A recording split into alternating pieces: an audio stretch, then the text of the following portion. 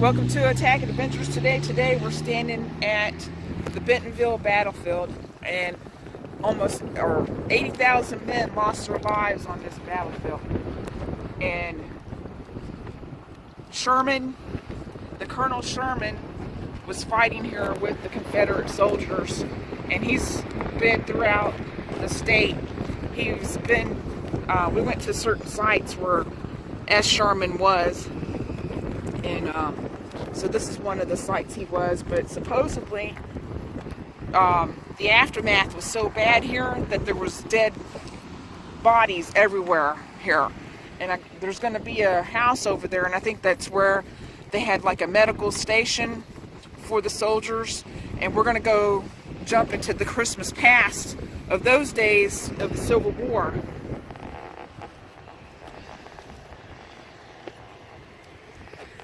So come and join us today and go attack the day in your neighborhood, and let's go back to the past.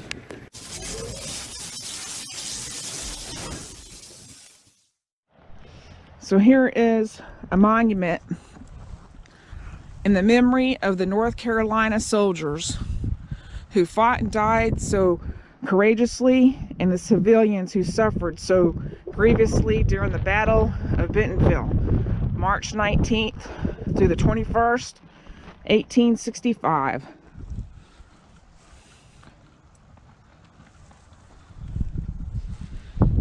And the women standing over the graves of their husbands, their sons, their brothers, their grandfathers, their fathers.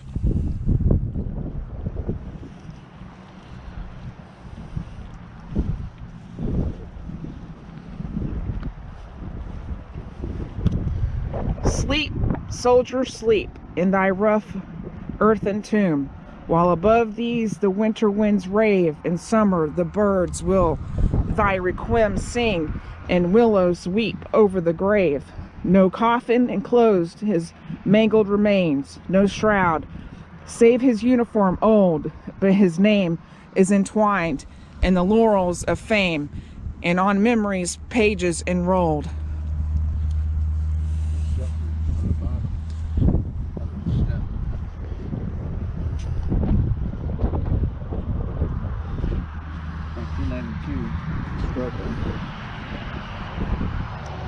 Erected by the Harper House Bentonville Chapter, United Daughters of the Confederacy, 1992. And by the way, United Daughters of the Confederacy were putting up monuments for the Union soldiers around this country, and you don't hear anybody want to take those monuments down. So it's something to think about. You're taking down Confederate monuments, but the United Daughters of the Confederacy helped put up the Union ones. So I don't know what to say about that. It wasn't a racist thing about that. You know, it was about their fathers, their brothers, their sons dying, and they have a monument for those people that fought for a stupid a stupid battle, yeah, but we all learned from that battle, like in every battle.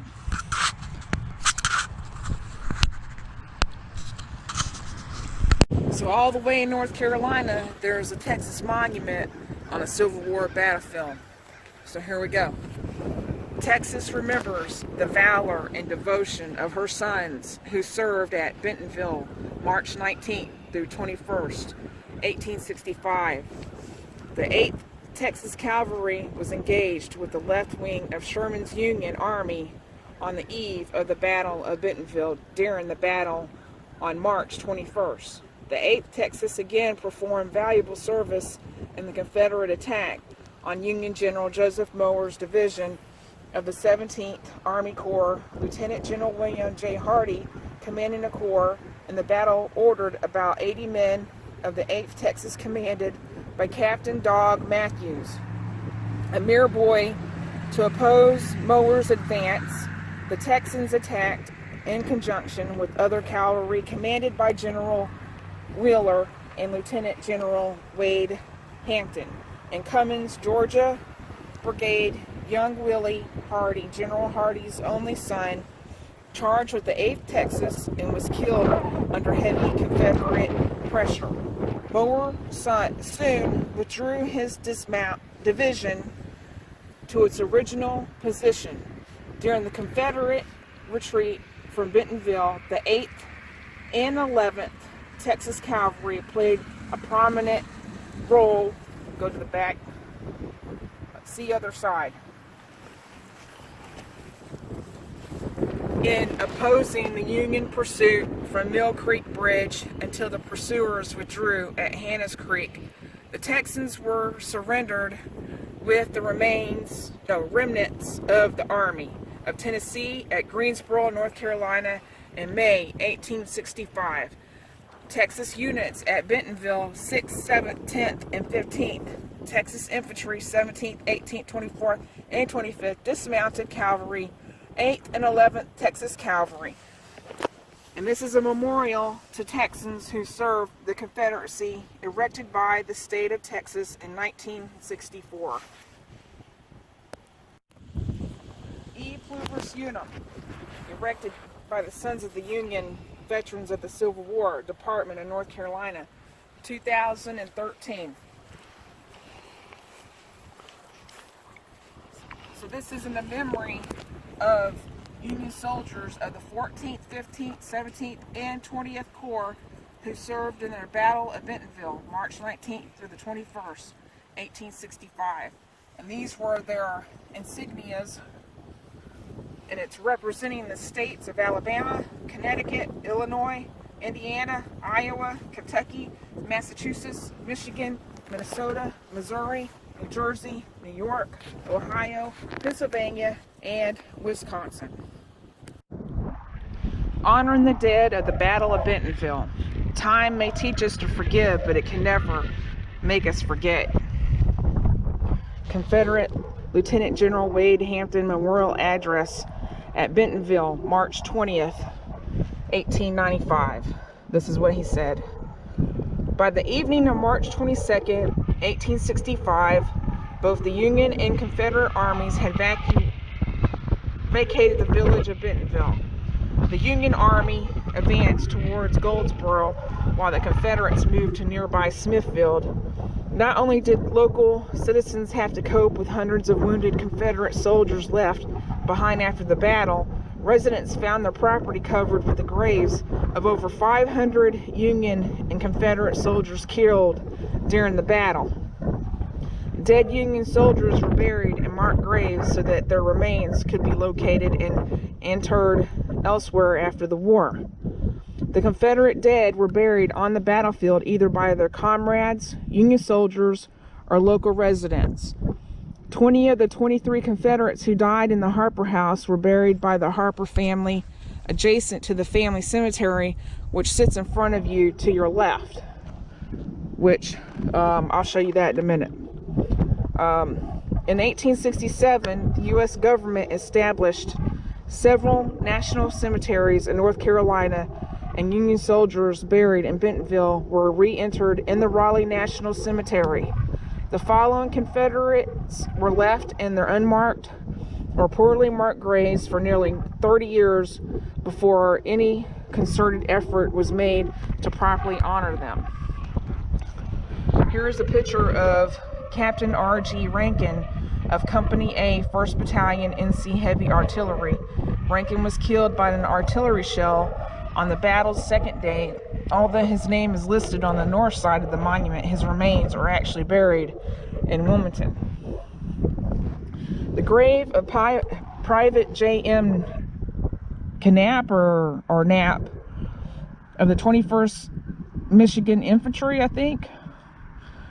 Knapp was originally buried at Bentonville, but like the other Union dead of Bentonville, was moved to Raleigh National Cemetery in 1867.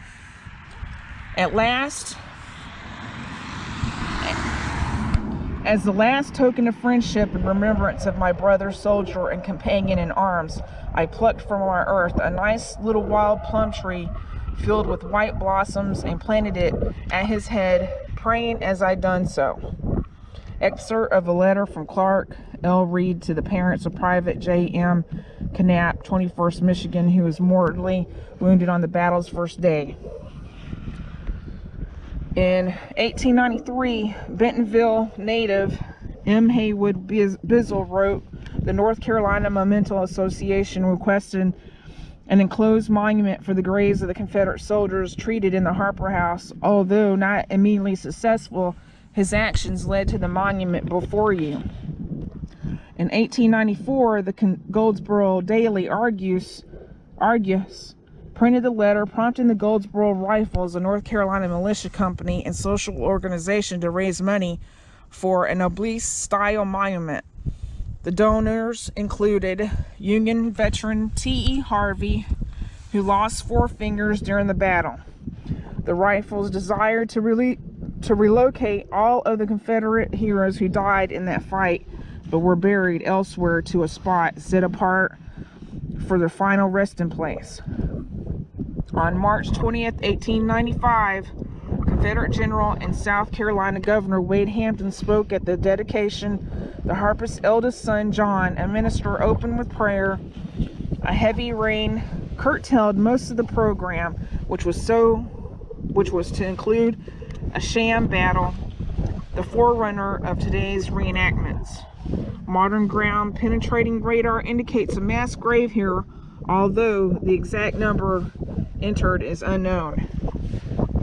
And this is the monument on this placard, and here is the true monument right here.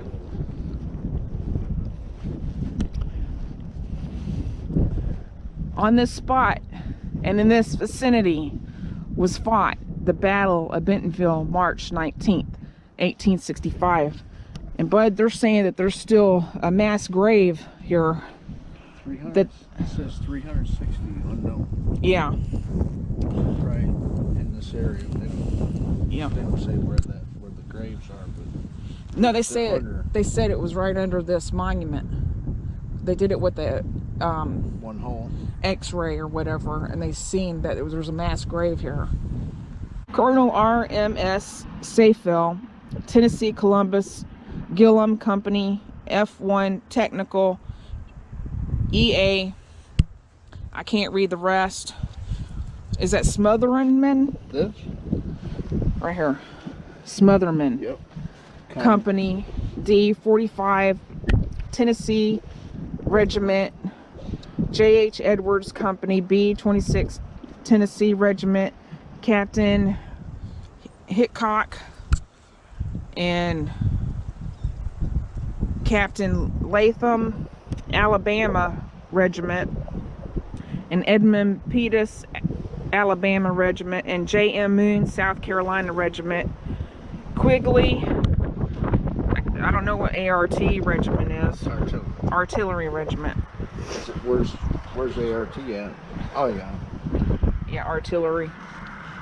So it's just more of the same names. Yeah, all the. You're gonna bore people with the names. Yeah, you never heard of them. So it says that about 360 unknown Confederates dead are buried here, and that's what the placard said too. They may be shallow graves, just not marked individually. No, it said that they found on radar that there was still graves here were unidentified. That's the way. Yeah. What name did you say?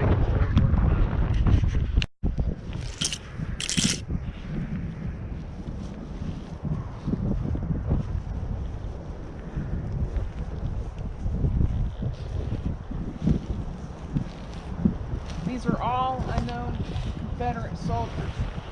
They're all American soldiers that fought at this battlefield.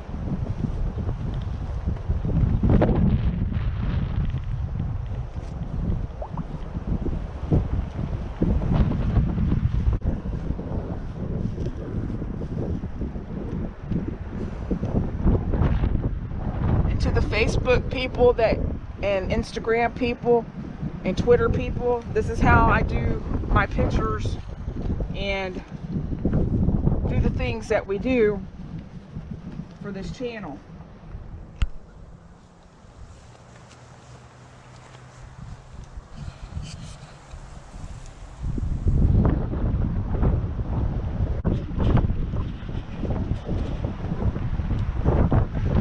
says an unknown Confederate soldier died, wounded, Battle of Bentonville. That's what this said. These are all unknown Confederate soldiers. Died of wounds. Thank y'all for your services. All right. So if you can tell, there's 4 other tombstones here with the unknown soldiers, and then there's the other side over there.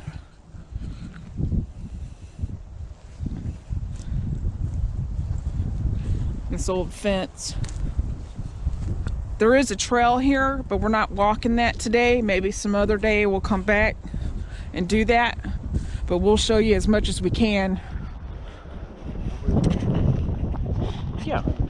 Yeah, there's a trail over there, I think.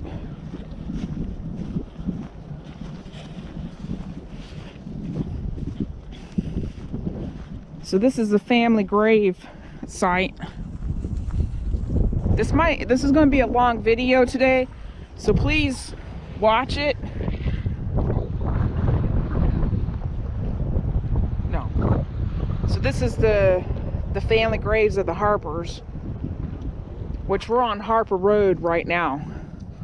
But this is them, and they're the ones that helped out the people, and I think that was their house, the Harper house. I think that's what this is called.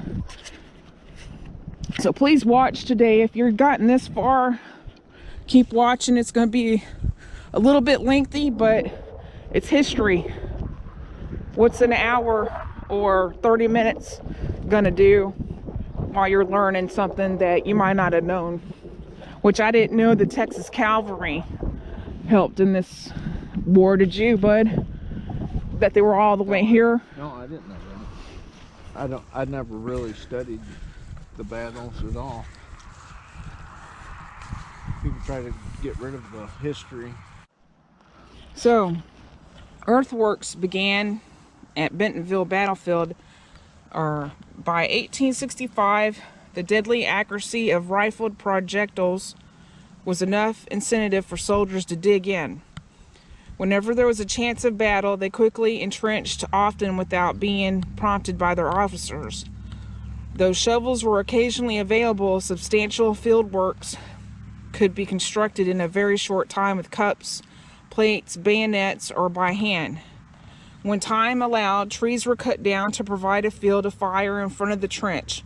Often the fallen timber was used to reinforce the earthworks and to construct abatis, which were obstacles designed to slow the enemy down as they attacked the trench line. Headlogs on top of the trenches, with small opening between the bottom of the log and the top of the trench, allowed the soldier to fire his muskets without exposing his head to enemy fire. And I think maybe this might be one of what they're talking about, the trenches. Doesn't it look like it? Yeah, it is, hon. Yeah, they didn't level up. They didn't level that. So that's what the trenches look like. We'll go down below so y'all can see it. The main trench line was often supplemented by rifle pits in the front and by a reserve line in the rear. Rifle pits in front of the main line were typically manned by pickets or skirmishers who would harass the enemy and alert the main line in the event of an attack. A reserve line was sometimes dug as a fallback position in case the primary works were overran. Trenches were important because they provided protection from small arms and artillery fire and allowed a small defending force to hold its ground against a much larger advanced enemy. And here's some of the Confederate trenches. They were doing them. And here's a picture of Union soldiers await the order to advance from the earthworks near Petersburg, Virginia. The large size of trench indicates it was dug over a period of days or weeks, and that's in the National Archives. And they show a map by the National Park Services, Cultural Resources, Geographic Information. The pink shaded areas indicate surviving trenches. Over 15,000 feet of rifle trenches were surveyed on the battlefield from 1998 to 2000. The earthworks in front of you were recreated as an example of the types of field works dug during the Battle of Bentonville. Miles of original trenches survive in the woods of the battlefield. The trail in front of you passes near trenches dug on the Union Army's left flank by the 1st Michigan Engineers and Mechanics and by elements of Union Major General Williams Corps. I think XX, what's that, 22? 24. Years of erosion. Okay, years of erosion, both natural and man-made, has over time reduced the depths of the trenches. To save them for future generations, we ask that you stay on the path and use the wooden bridges to go over the trench line. So we can't go down there, basically. But it's a hill, and when you go down, and that's what it looks like. It's just like a little dip. But because this land is so flat, you wouldn't be able to see that anyways, like coming back here, would you? No, you can't even see that, even from here. Good point. But there would be trees here. Yeah. They cleared it to cut the grass. That's true.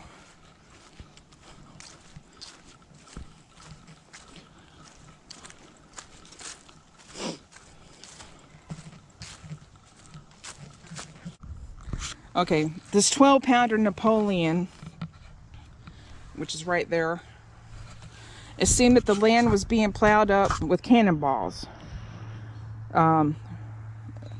Sam Ravenel Courier on C.S. Brigg, General William Taliaferro's staff, describing Federal artillery on the Morris Farm during the Battle of Bentonville. And we have some little Union soldiers on the field right now. But anyways, Napoleon model, 1857, 12-pounder gun howitzer in fortification near Atlanta, Georgia. The piece on display here is a Napoleon model 1857 12-pounder cannon, borrowed from the French design cannon Buser Day 12, and named for its patron, Emperor Louis Napoleon. It is one of the most common artillery pieces in both armies during the Civil War.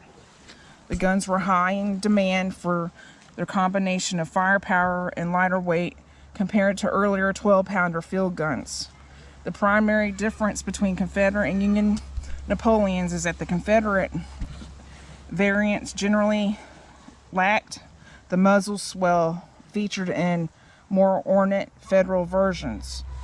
Most pieces had bronze barrels, but some late war Confederate models substituted iron when bronze was not available. The 12-pounder denotes the weight of a solid shot projectile fired by this artillery piece. With a charge of 2.5 pounds of black powder, the Napoleon could hurl a projectile approximately 1,600 yards. Though not as effective as long ranges as rifled pieces, the Napoleon offered the ability to fire a canister owing to its smooth bore. The Union produced nearly 1,200 of these cannon during the war.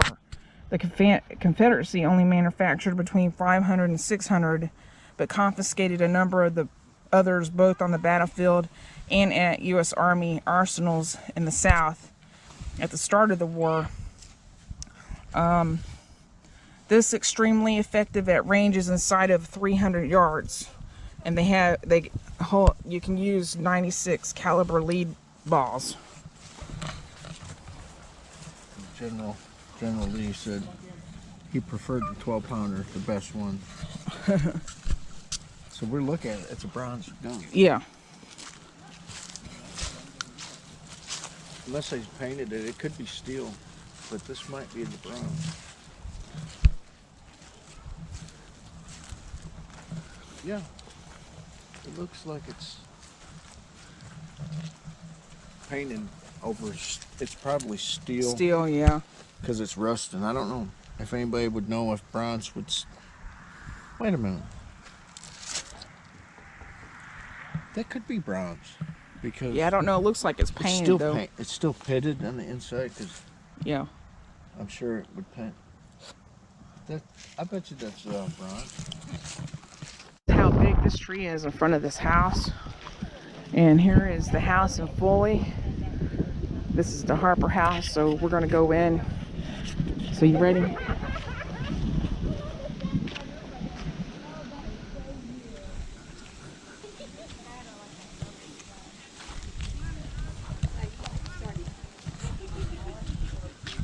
Oh yeah, I knew I was gonna do it tomorrow. Hey, good morning. Hey, how are y'all? Good. How you doing? Y'all been here before? No. All right. Well, this is the Harper House. It was a field hospital during the Battle of Bentonville for the 14th Corps of the Union Army. Over the 3 days of fighting, they treated about 600 wounded soldiers. And so the rooms that you see down here are set up as rooms as they may have looked when it was a field hospital. So the first two rooms are where the most serious wounds would have been treated. A lot of times that involves amputation, so you'll see an amputation kit in this front room here on the right. The back room on this side, which is accessible through the front room, is an officer recovery room. Yeah. And then the room on the back of the right is a priority 2 or less serious operation. So the officers were given priority, maybe to the main floor. They were allowed to recover inside. Now, basically the way it worked for the Union Army is you were treated based on the severity of your wound.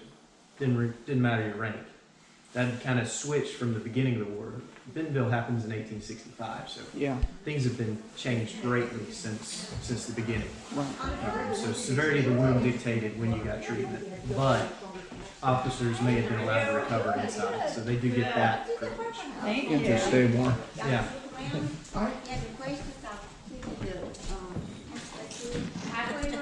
Go. This is where they would have the operating room.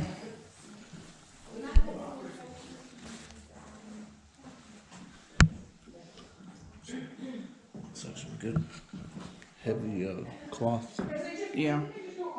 material. These two rooms here are what they consider The brick. Just Yeah. clay. Yeah, it is, isn't it? Not fired as, or it's kind of old. There's the chloroform. So once they came through that door, they pretty much knew which one they were gonna go. That's for the They put it over their face to like knock you out. help them sleep. Yeah. Sorry. They could get it out, or they had a really bad burn, or something like that. And this room here is. And here's another. The officers were back here. Yeah. So there's a hospital knapsack. It would look like.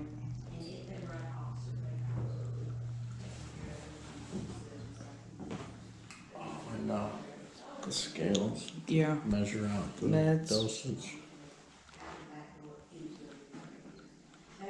And you know this is fake blood, not real blood, so hopefully we don't get copyright or something, demonetized or something. If you ever get I'm not monetized anyway, so it don't matter. But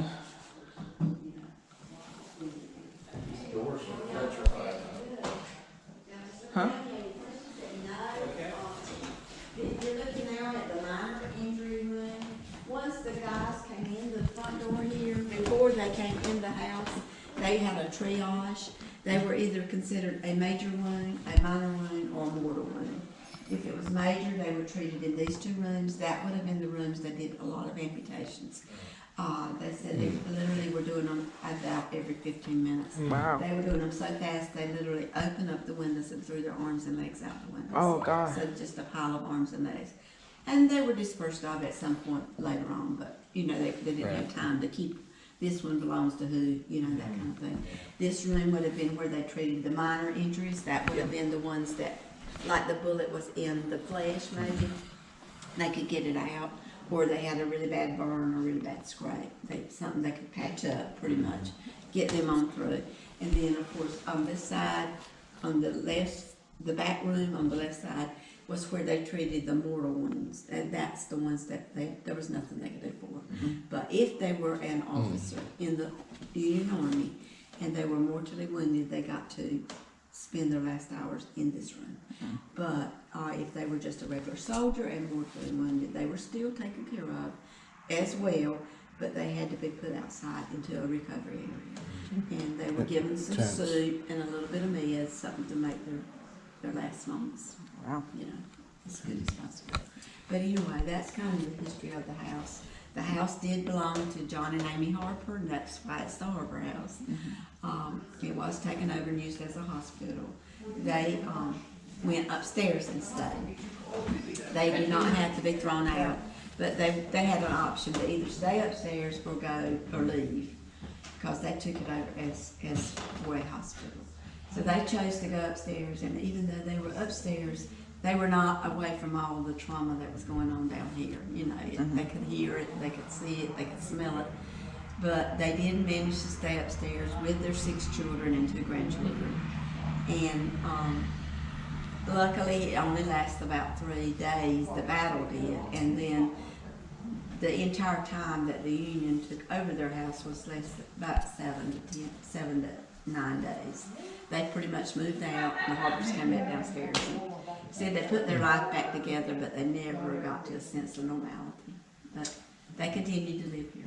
Did I read correctly on the sign up there, both sides were treated in here? It was a Union hospital taken over by the 14th Corps, but there also was 54 Confederates taken care of here. As to where they, or why they got treated here, we really don't know. They could have been traveling with this 14th Corps and were already captured, and they were wounded and they needed help. It kind of goes back to a surgeon takes an oath that they don't deny somebody help. They were needing help, and so they was 54. And once the 7-day period, or it was all over and they moved on out, the Federals took their wounded that was still here on the grounds and in the hospital down to Goldsboro to a real hospital. Well, guess what? They left the 54 Confederates here with Mr. and Miss Harper. So they didn't just have 6 children and 2 grandchildren. They just got 50 more. Oh. So they kept those Confederates until they got well enough to go to their respective homes. The last one did not leave here until June of that year. Oh. And the battle was March 20th. 19th and 20th, and they fed them, they took care of them, they doctored them. Out of the 54, there was 19 they lost, and that's the 19 little tombstones over there. Oh. Over there in the graveyard. And the rest of them, as they got better or as they got able to go, they sent them home. But it still says they're unknown. They still, They didn't ask who they were. Well, Couldn't talk to them. They are, I don't think they do have, on the tombstones, it's not a name, right? It just says unknown. Yeah. But that is where the 19 were buried. Wow. That's about the only ones that they definitely know where were buried. All the other people that died here, some of them were just buried where they fell. Some of them were buried in mass graves. Some of them, you just don't know. You just don't know. Then they have Once the state bought the property in 1957, they did do a lot of ground radar and all that kind of stuff. And they did find some remains, but they never found what they know lost their lives. So the 300, is that 300? That is a one memorial stone. They It's are not there. Oh, They are okay. not. I thought that's what But they did die here Yeah. on the property. Yeah. But they're not necessarily buried. Okay. Yes. All right. The ones that they found, the remains that they found, they were all interred, and they were taken to Raleigh to the Federal Cemetery, and they were reinterred up there. So. Okay. Very informational. So this is the back room. This is where, This is where you pass the soldiers. Yep. Those would be, they were probably sleeping.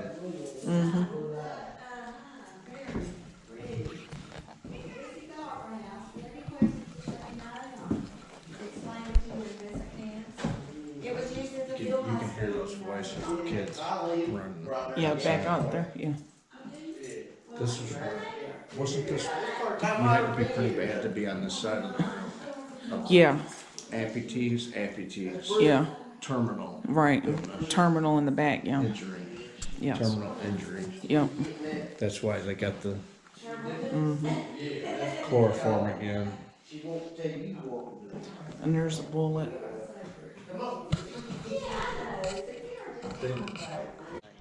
Okay. Go. Hey, Cassie Chambers.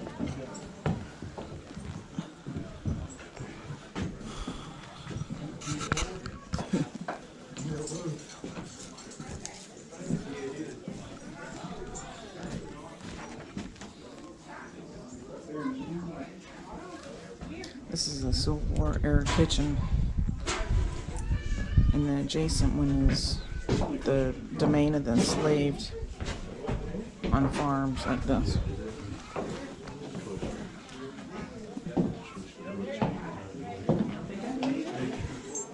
Beans cooking. Some beans with bacon. Yeah, smoking. Oh.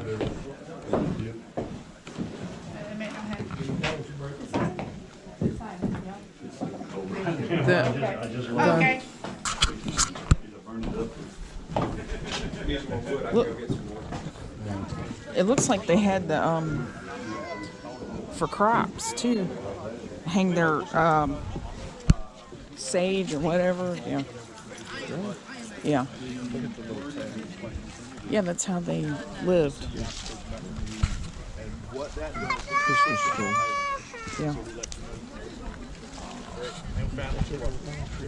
Yeah. Right, I know. But they also were here, but were later. Yeah. Oh, we could have made the ornament to put on the tree. That's what that. Yeah.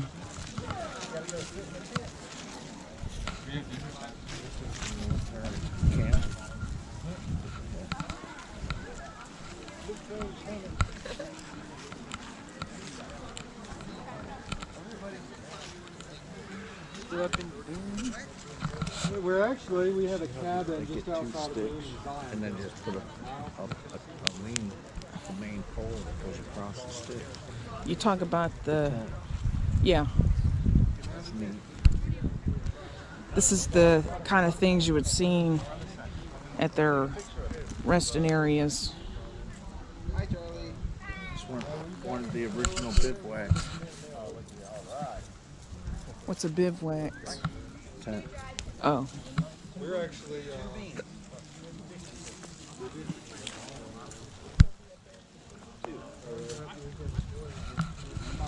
I was curious if you're gonna be up there. What's our birthday? My birthday's yeah, okay. Is that two? I told you to show you something in his Birthdays are only 4 days apart, so. That piece of paper is supposed to tell you what's going on at the moment. The one that you have, let me see it.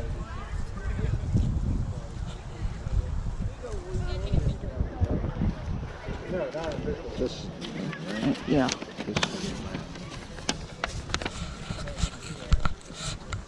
Yeah, we were talking about it. Yeah, music. Oh, yeah? Then you could have tried cider. Yeah, but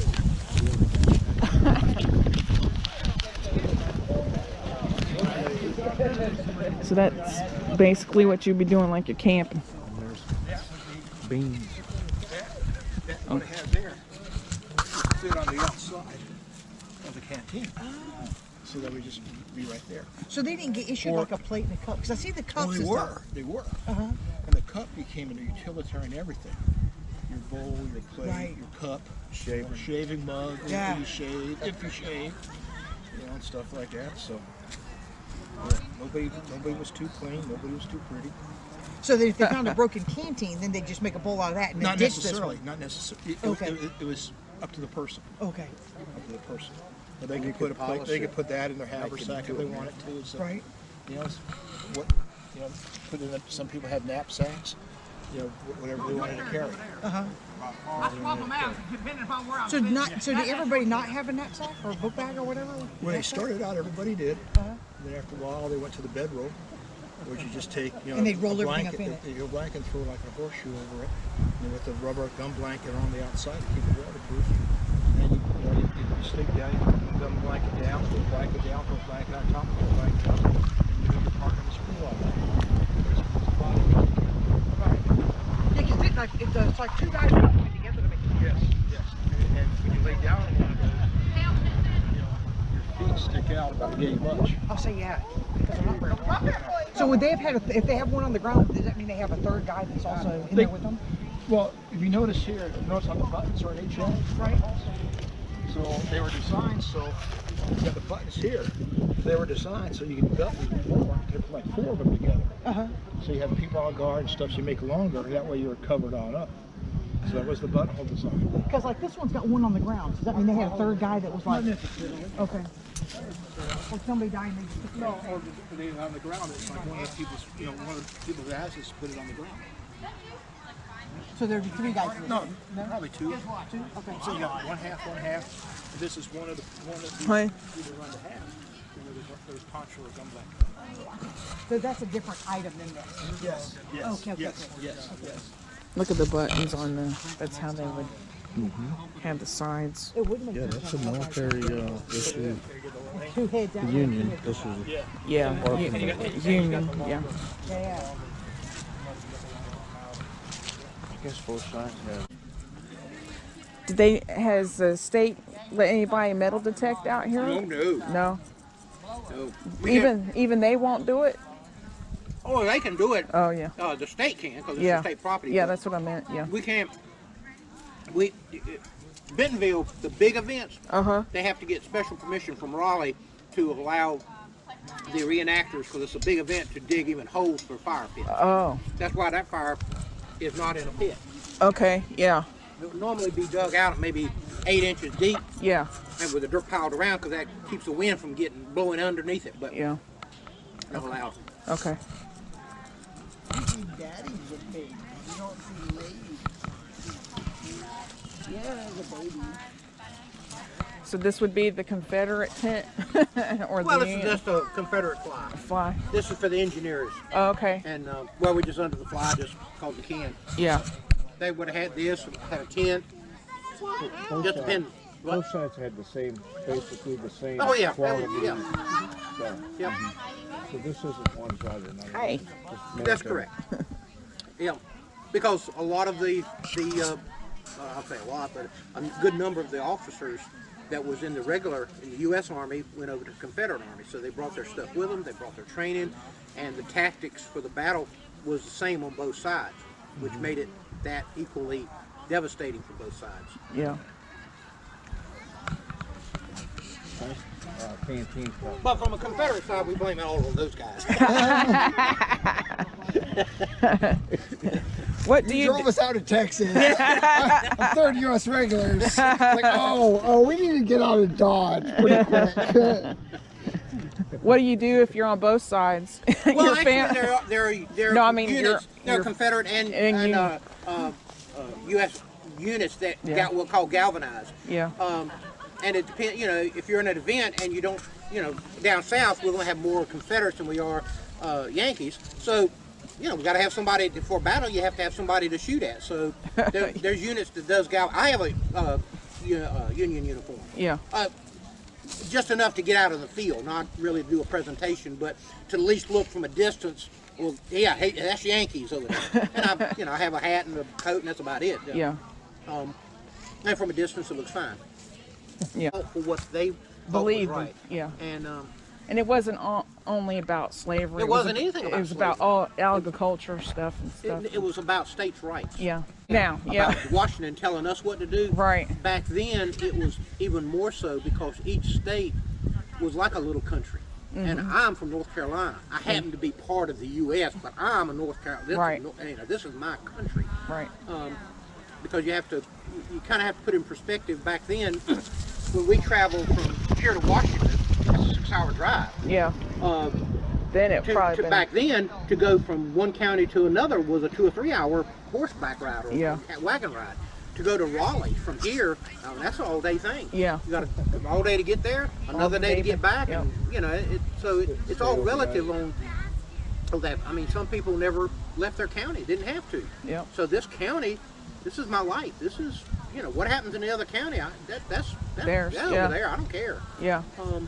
So when somebody comes in on your property, that was it. That was it. I mean, it'd be like it'd be the same as Russia coming in trying to invade North Carolina. Right.